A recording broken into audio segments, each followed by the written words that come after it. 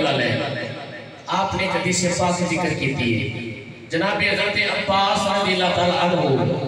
इस हदीस पाक के रावी ने हज़रत अब्बास फरमाते ने असी बाहर निकलना ते लोगों ने गल्लां करना होना ते सानू वेख के ते चुप कर जाना जिक्र बंदा गल्लां करदा होवे कोई बंदा आ जाए वो चुप कर जाए ते बंदा कहता यार इन्हें पता नहीं की मसला है गल्लां पे करते सर मैं आया चुप हो गया पता नहीं की गल है हज़रत अब्बास कहते हैं असीं जाना ते लोगों ने गल्लां करदे होना ते साडियां आमद वेख के ते चुप कर जाना नबी पाक की बारगाह च हज़रत अब्बास आए शिकायत की या रसूल अल्लाह असीं जाने आ ते लोकी गल्लां चुप कर जाते ने गल्लां नहीं करते साडे सामने कोई किसी किस्म दी नबी पाक अलैहिस्सलाम जलाल विच आए ते मिंबर ते जलवागर होके सरकार ने फरमाया दुनिया वालेओ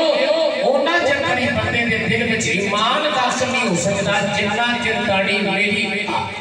आप दी मोहब्बत ते मेरे साहब दी मोहब्बत ओदे दिल विच दाखिल ना हो जाए